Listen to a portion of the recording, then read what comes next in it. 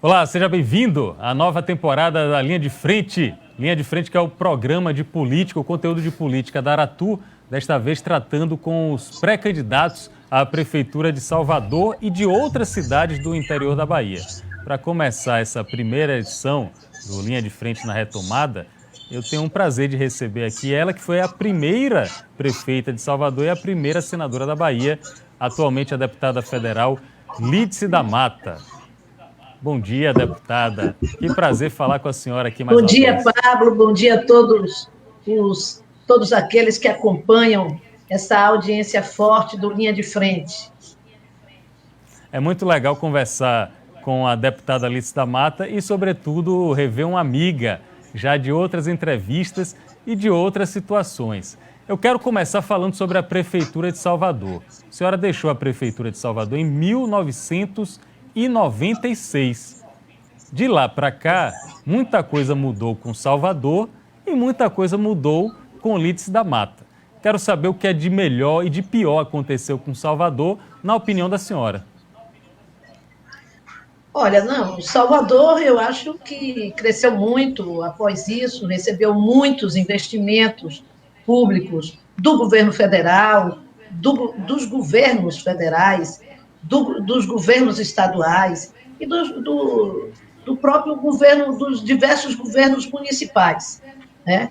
No entanto, há uma questão essencial em Salvador que não mudou, infelizmente, que é a sua profunda desigualdade. E esse é o principal desafio de qualquer gestor que queira realmente transformar a feição, a face da cidade do Salvador. Ex-prefeita Lídice da Mata, deputada federal. Vamos falar sobre as propostas que a senhora tem, já que a de desigualdade mencionada pela senhora é a olhos vistos, é gritante. Por exemplo, no transporte, muitos moradores de Salvador, mesmo com a integração do metrô, muitos moradores passam até 1h30 para sair das suas residências até os seus locais de trabalho, principalmente quem mora no subúrbio, quem mora nas zonas periféricas.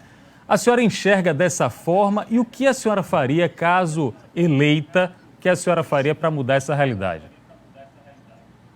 Olha, primeiro nós temos que dar continuidade ao programa de mobilidade urbana da cidade. O metrô de Salvador, que ainda tem que crescer nos seus tramos, agora já está trabalhando voltado para chegar até Cajazeira, as linhas de ligação com o mesmo, através dos diversos BRTs que existem na cidade, os municipais e os estaduais, mas nós precisamos também pensar uma cidade diferente, uma cidade policêntrica, ou seja, uma cidade onde a população precise usar menos o transporte coletivo da maneira que usa. Então, nós temos que ter investimentos de emprego, investimento nas áreas, em cada região da cidade. Então, nós vemos, por exemplo, se abre um hospital em Salvador, ou um hospital estadual, também em Salvador, e você vê pessoas saindo do subúrbio para se empregar em Cajazeiras, quando você poderia ter uma procura da mão de obra, de preenchimento de mão de obra voltada para regiões que estão mais próximas. Então, Salvador tem uma tradição desencontrada nessa direção. As escolas municipais, as escolas estaduais, elas não consideram as áreas, principalmente as áreas em que estão as moradias das pessoas. As próprias famílias não estão acostumadas com esse tipo de solução. Nós temos que pensar uma cidade, como se fala hoje modernamente, 15 quilômetros, onde as pessoas possam, em torno de 15 quilômetros, resolver os seus principais problemas, possam utilizar mais de outros tipos de meio de transporte, como bicicleta, e inclusive em algumas cidades grandes do mundo, como patinete, de forma que não seja necessário se usar tanto o transporte coletivo, ou mesmo o carro. O pensamento das grandes cidades, das cidades modernas, é diminuir o número de carros nas ruas e diminuir a quantidade de pessoas que usem os transportes coletivos. Esse é um esforço de repensar a cidade.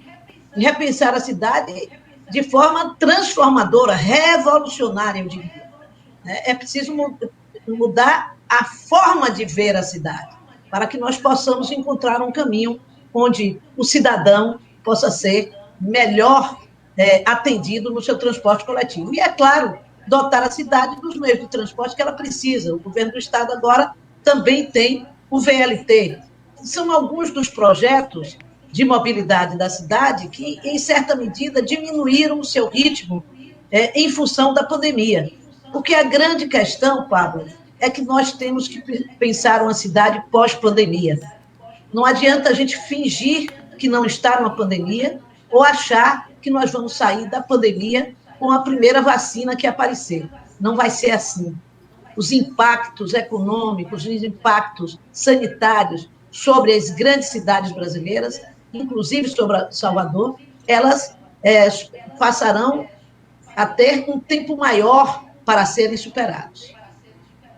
Perfeito. Eu quero entender a proposta da senhora no sentido de fazer, pelo que eu entendi, mini cidades dentro da grande metrópole. E pelo que eu percebi, isso vai muito além do que simplesmente ter prefeituras bairros, ter braços da administração. Isso teria que congregar educação, teria que congregar comércio, teria que congregar boas estruturas de saúde e, sobretudo, de segurança pública. É assim que a senhora enxerga essa proposta das mini cidades dentro da capital? Claro, assim que tem que ser. E a gente fala de uma coisa parecendo que não tem sementes para isso acontecer. Tem. Se você vai a um bairro popular no dia de domingo, você vai ver um comércio pujante naquele bairro, você vai ver que tem estruturas. O que precisa ter mais é exatamente a estrutura pública de assistência à saúde, a estrutura pública de assistência à educação, a estrutura pública de assistência social, ela que precisa ser extremamente descentralizada. Os serviços públicos pensados e feitos pela Prefeitura de Salvador, eles precisam ser absolutamente descentralizados. E aí se dirigir também à discussão dos investimentos privados na cidade. Mas hoje você tem na cidade uma rede, por exemplo, de supermercado, grandes, de pequenos, médios supermercados, que dotam a estrutura de abastecimento da cidade de Salvador de uma estrutura razoável, boa, para atender a sua população. Você tem um comércio forte de vestimenta, dos diversos utensílios que se precisa para alimentação, para uma boa cozinha, etc. Agora, o que você precisa é de investimento em infraestrutura de habitação, da qualidade à habitação em Salvador, repensar, fazer uma reforma urbana nesta direção, de buscar investimentos para dar qualidade à habitação de Salvador, requalificar os espaços urbanos, para que você possa ter espaços urbanos qualificados para dar maior qualidade de vida à população. Repensar o chamado centro histórico, que não é apenas o Pelourinho e o comércio da cidade alta e da cidade baixa, mas o seu entorno, os bairros que vêm perdendo população nesses 20 anos da cidade do Salvador. E tem que repensá-los para novas dimensões, não apenas de investimento em turismo, mas também de ocupação populacional, de ocupação residencial, além de repensar a ocupação residencial do centro da cidade, que tem estrutura de saneamento, estrutura de iluminação, para ter novas moradias no centro, redistribuindo a ocupação populacional da cidade do Salvador e dando qualidade de vida às pessoas. E no centro também permitindo que as pessoas possam usar menos o transporte coletivo. Deputada Alice da Mata, para realizar tudo isso, claro que a prefeitura precisa ter dinheiro. Aí eu estou falando de investimentos próprios do município, também de investimentos do governo do estado e do governo federal. A senhora considera que um orçamento como o atual da Prefeitura de Salvador, em torno de 6 bilhões de reais, contemplaria isso tudo? Ou a senhora precisaria aumentar esse orçamento e, nesse caso, consequentemente, aumentar a cobrança de taxas e impostos? Não, é claro que não é apenas isso. Veja bem, Pablo, Salvador nunca viveu apenas com suas próprias forças. Ela sempre precisou de apoio do governo federal, do governo do estado, e nós temos projetos já em andamento do governo federal, investimentos do governo do estado, principalmente, para melhorar essas condições de Salvador. Nós temos que dirigir esses investimentos para onde nós queremos que ele seja dirigido. Além disso, rediscutir também a tributação da cidade, a reforma tributária da cidade. Não é apenas o IPTU, você estudando a situação fiscal da cidade, vai ver que a cidade não vive apenas do seu IPTU, né? Salvador não é uma cidade pobre. Salvador é o 9º PIB dos municípios brasileiros, está entre os 10 maiores. Do ponto de vista da economia do estado da Bahia, ela significa em torno de 24% a 25%, portanto, 1/4 do PIB baiano. Portanto, nós temos pujança na nossa economia. Precisamos fazer uma reforma tributária que dê conta disso, mas precisamos também de buscar investimentos estaduais, federais, que levem a essa estrutura de cidade que nós precisamos. Para isso, nós temos que entender o seguinte: qual é o nosso centro? O nosso centro tem que ser, no pós-pandemia, construir uma cidade mais sustentável, uma cidade com mais equilíbrio. E para fazer isso, é preciso pensar numa cidade cuja questão principal é a desigualdade social, a desigualdade racial, a desigualdade de gênero. Por que eu digo isto? Porque Salvador tem uma população, uma diferença entre as áreas mais ricas, uma residência mais rica de Salvador tem 61 vezes mais do que uma residência pobre. Mais renda concentrada nessas residências. Nós temos, portanto, um fosso profundo entre as áreas de classe média alta da cidade e a área popular. Nós, portanto, precisamos de grande investimento nessa área popular para reformar. Agora a pandemia revelou como as pessoas podem ficar isoladas se vivem em casas de poucos metros quadrados, com famílias grandes, 5, 6, 7 pessoas vivendo em 50, 60 metros quadrados. Então, esta tem que ser a direção do repensar da cidade. Nós temos uma renda média da população em Salvador, o rendimento daqueles que se consideram brancos passam de R$4.000 médio, enquanto que o rendimento daqueles que se autoafirmam negros na cidade é em torno de um salário mínimo, um pouco mais de salário mínimo.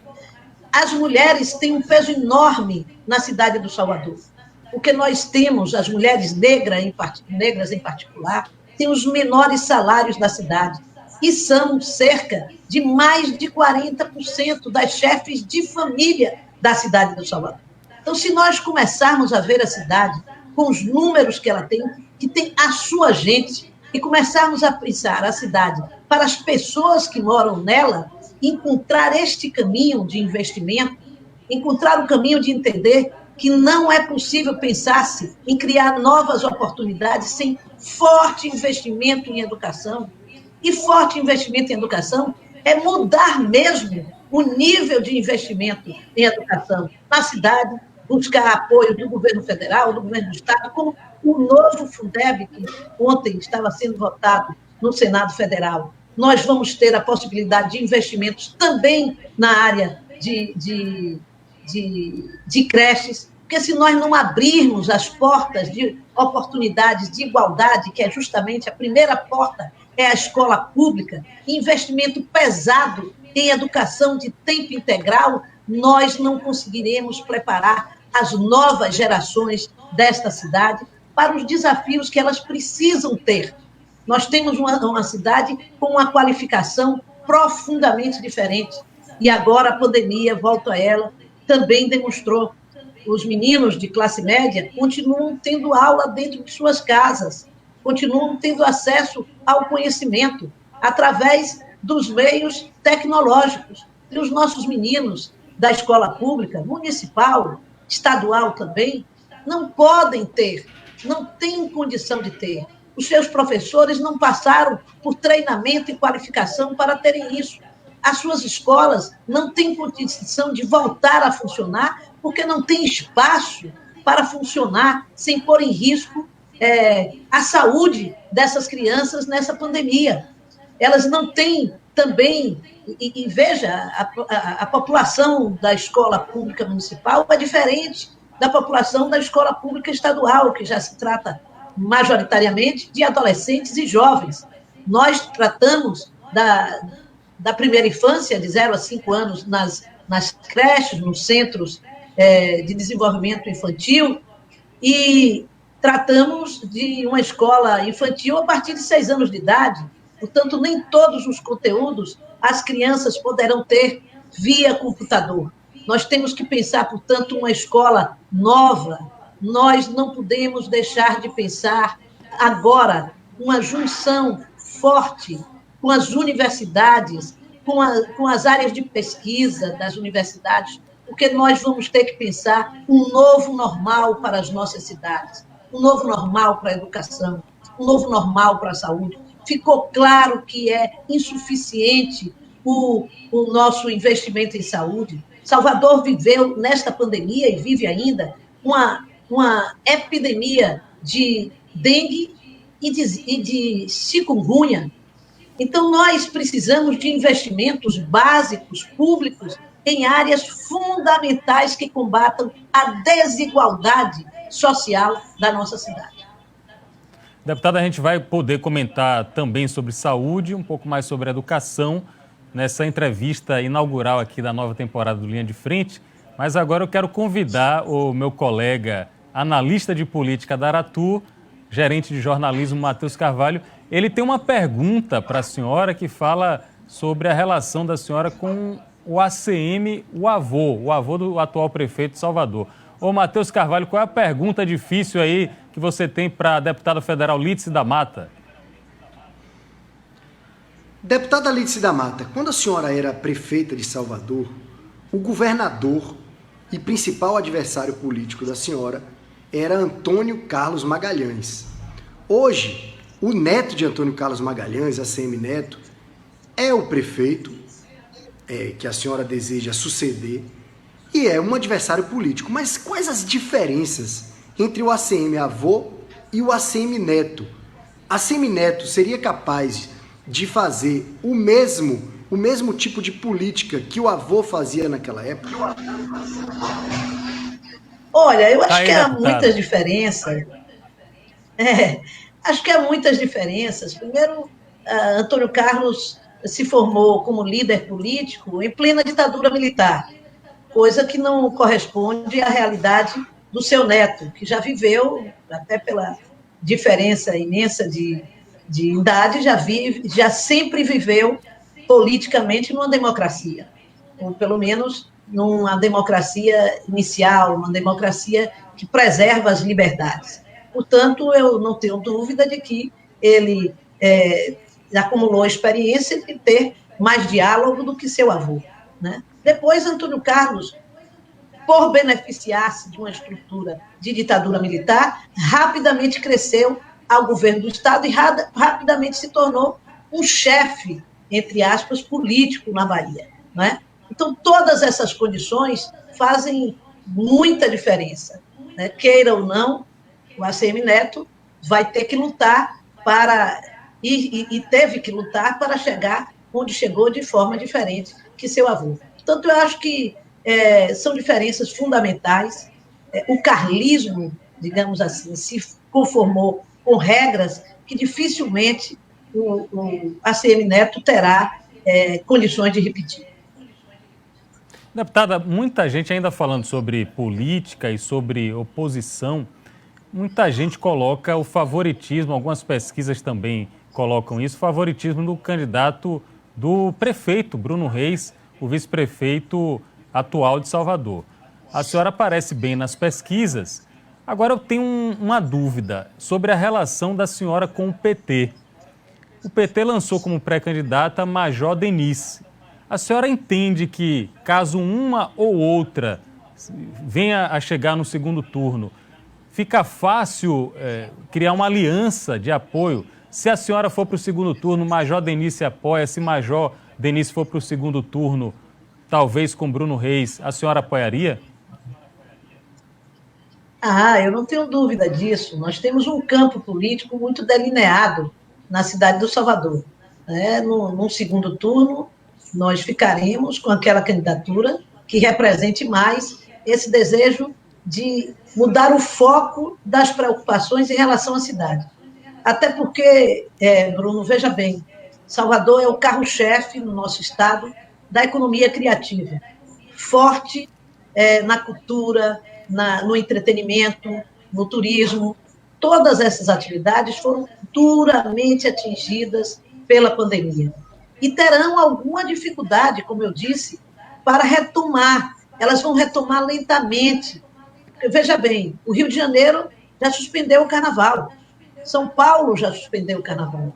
Como é que nós vamos estar diante do carnaval que impacta tanto a economia da nossa cidade? Vamos usar uma vacina e vamos fazer carnaval? Tudo isso é muito lento ainda. Eu acho que ninguém tem a resposta ainda sobre isso.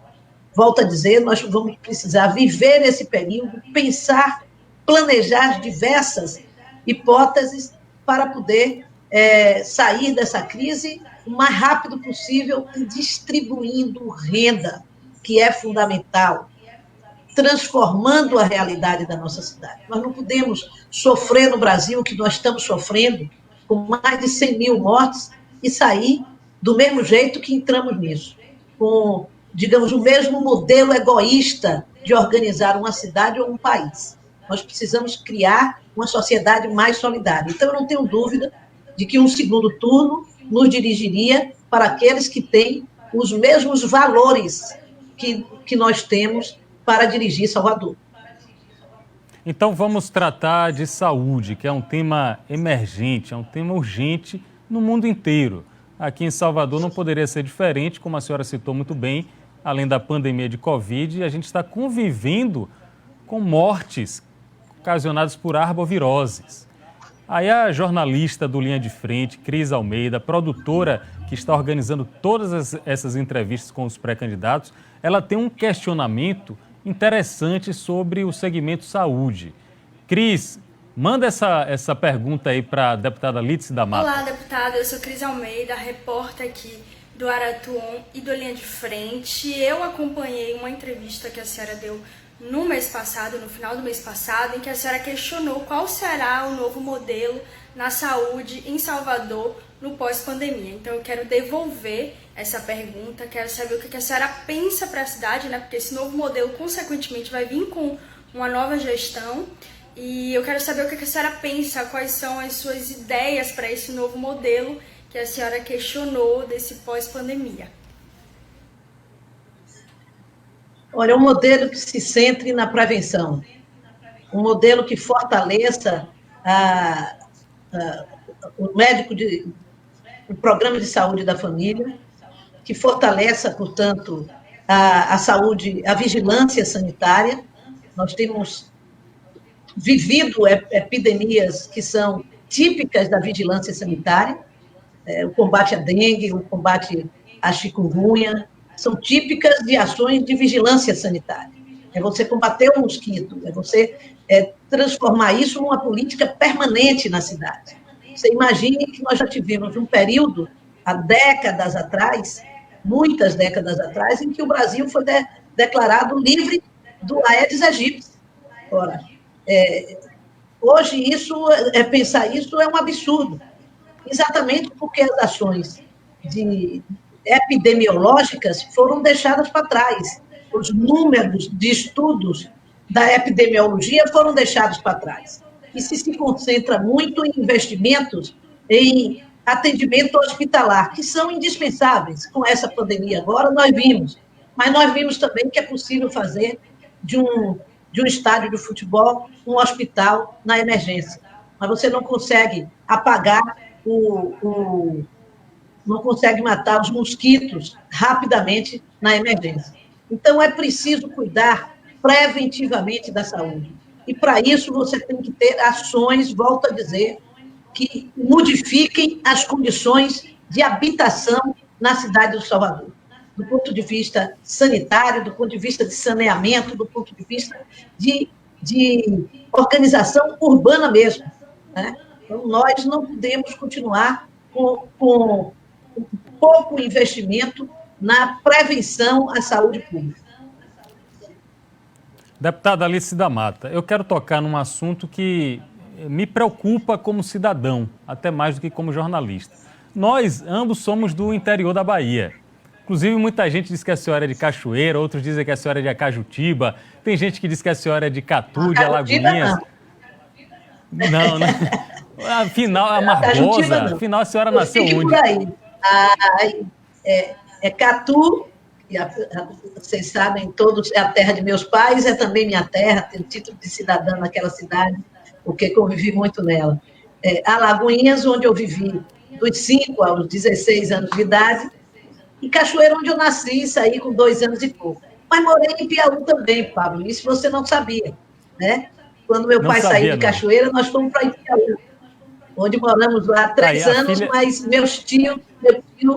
tenho 2 tios que moravam lá, meu tio Salvador, que viveu lá por 50 anos, minha tia Merita, que viveu também a vida quase toda lá.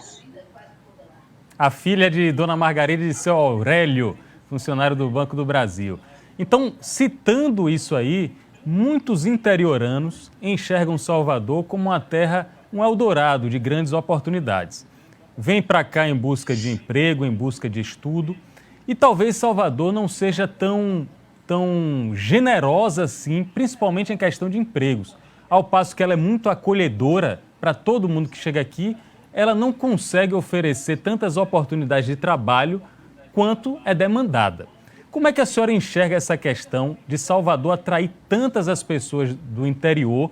Como é que a gente pode conciliar isso? Ou será que o interior também tem que oferecer suas oportunidades? Claro que tem que se oferecer, né? E esse tem sido um esforço do governo do Estado. O governo do Estado investiu pretende até o fim do governo do governador Rui Costa ter 25 novas policlínicas no interior, já tem 18 hoje. Aí você diz, mas o que é que isso tem a ver com emprego? Tem a ver com emprego, a geração de emprego na área de saúde. Quando você cria novos hospitais e novas policlínicas, você não só leva para o interior o acesso à saúde, a exames e a atendimento de saúde, mas você leva também empregos na área de saúde. Quando nós descentralizamos no governo de Lula e Dilma e podemos deixar de ter apenas a Universidade Federal da Bahia, com 74 anos de existência, como a única instituição federal de ensino superior do Estado, e passamos a ter a Universidade Federal do Recôncavo, a Universidade Federal do Oeste da Bahia, a Universidade Federal do Sul da Bahia. Quando fizemos esse esforço de interiorização do ensino superior, tanto no nível das universidades federais quanto das universidades do Estado, descentralizando, inclusive, cursos, como os cursos de medicina, nós estamos fazendo o quê? Fazendo com que a população de estudantes, que no tempo de sua mãe e de seu pai vinha de Alagoinhas, como eu vim, para estudar em Salvador, ela não precise mais fazer isso, porque ela lá no seu lugar, ela tem a oportunidade de estudar. Eu não sei, não me lembro bem a estatística, mas acho assim, que muito mais de 50% daqueles estudantes que na minha geração vinham para Salvador para estudar, não voltavam mais para a sua terra. Hoje, isso não é necessário.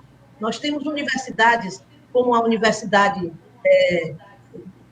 do Estado da Bahia, Santa Cruz, como a Universidade do Sudoeste, como a Universidade de Feira de Santana, são todas universidades do Estado, além da UNEB, que é a mais descentralizada de todas, que damos oportunidades também para que os estudantes no interior do Estado possam fazer a sua profissão, tanto tecnológica, técnica, quanto uma profissão universitária, e poder investir os seus estudos aí também. Aí também vai caber, é claro que não é o prefeito de Salvador, mas ao governador do Estado, dos novos investimentos e atração de investimentos para o interior do Estado. E nós temos muito isso. Hoje, um parque de energia eólica da Bahia é praticamente o primeiro no Brasil.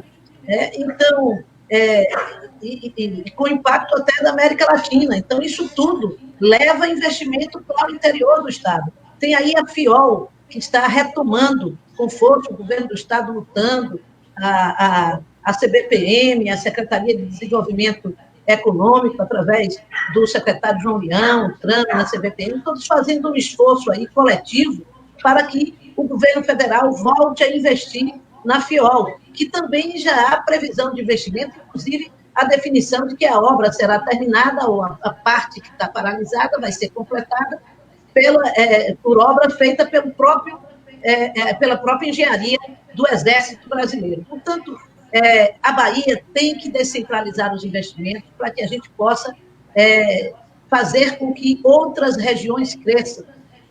É o sentido da modernidade. Nós precisamos de cidades médias, com grande capacidade de serem cidades polos, que possam atrair os investimentos industriais, do agronegócio, da agricultura familiar, enfim, que nós possamos descentralizar as riquezas. E Salvador e a região metropolitana, porque você não pode pensar Salvador sozinha. Salvador é líder de uma região, da região metropolitana, onde nós vamos ter que também distribuir funções para que cada uma possa desenvolver forte investimento, como foi feito no tempo de Caetano, em educação, inclusive com aquela escola que ele fez lá, extraordinária. Cidade do Saber, né? Não é isso? Cidade do Saber. Esses investimentos, para onde a população vai? Ela vai para onde tem emprego. E para onde tem emprego é onde tem serviço público e tem investimento privado. O investimento público precisa, nesse momento de pós-pandemia, vir com muito vigor em educação, em saúde e em geração de emprego. Nós precisamos aí fomentar a indústria da construção civil. E olha aí, essa é uma das grandes necessidades da cidade de Salvador, volto a dizer. Nós precisamos de uma reforma urbana com forte investimento em melhoria da qualidade de habitação da nossa cidade. Isso passa por uma reforma grande, por investimentos fortes nessa revitalização, nessa redefinição urbana dos nossos bairros populares.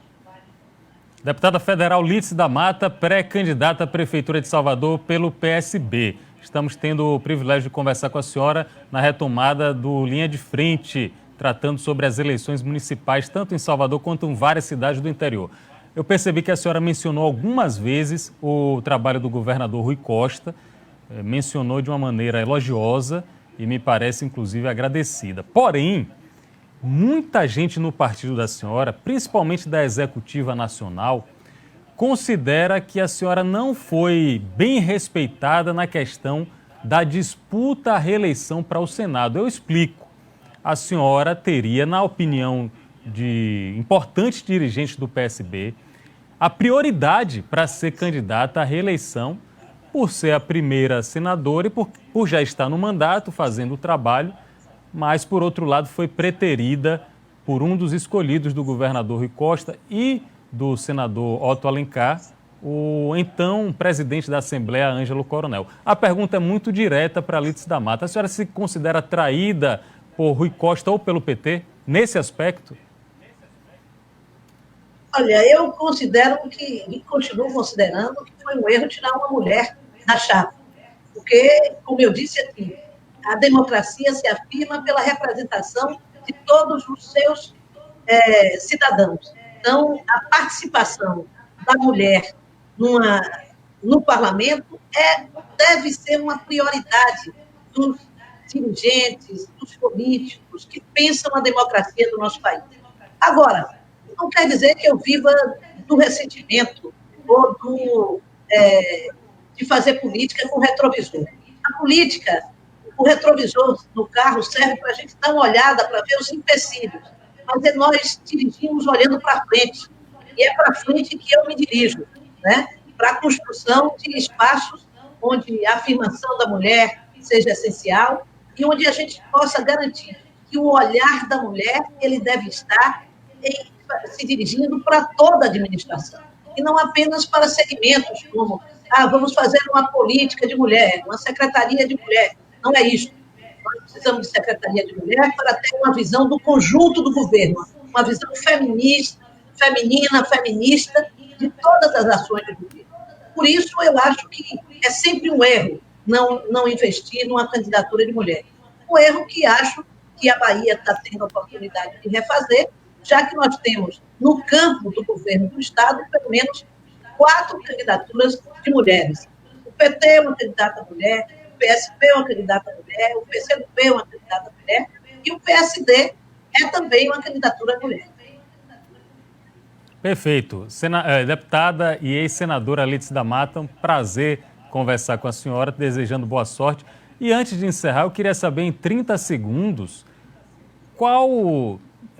os argumentos que a senhora usaria em 30 segundos para convencer as pessoas de que Lídice da Mata é a melhor candidata para a Prefeitura de Salvador. Olha, Pablo, primeiro porque eu tenho experiência com a vida com a diversidade. Segundo, porque eu tenho uma possibilidade de enfrentar agora, numa segunda chance, uma situação bastante diferente que já tive na primeira. Na primeira, eu tinha um governo do Estado perseguindo a minha administração. Agora eu tenho um governador que tem um sentimento de defesa da cidade de Salvador, está fazendo fortes investimentos na cidade e tenho certeza que fará isso comigo também de maneira diferente. Isso quer dizer que eu concordo com o raciocínio de ACM lá atrás, quando me perseguiu? Não. Isso quer dizer que eu tenho a certeza de que o atual governo tem princípios diferentes do que ele teve na perseguição da cidade. E que a postura do governador Rui Costa tem sido a de buscar parceria. E a maior prova disso é a articulação que ele fez com o prefeito e vice-versa no enfrentamento da pandemia. Portanto, o que eu quero usar ao meu favor para ter uma segunda chance de governar essa cidade, onde governei principalmente voltada para atender às necessidades dos que mais precisavam, fazendo obras importantes, mas tendo como marca a Fundação Cidade Mãe, que era dirigida à inclusão das crianças que mais precisavam, dos bairros mais periféricos e de renda mais baixa nesta cidade. É essa ideia da Salvador Cidade Mãe de todos que eu quero ter a oportunidade de, numa segunda chance, fazer em Salvador. Obrigado, deputada Lídice da Mata. Conversou conosco aqui no primeiro episódio do Linha de Frente, agradecendo aos meus colegas Cris Almeida pela produção, Everton do Vale pela operação técnica. Linha de Frente é o conteúdo de política da Aratu. Você pode acessar toda a informação no linhadefrenteba.com.br e nas nossas redes sociais do Aratu On.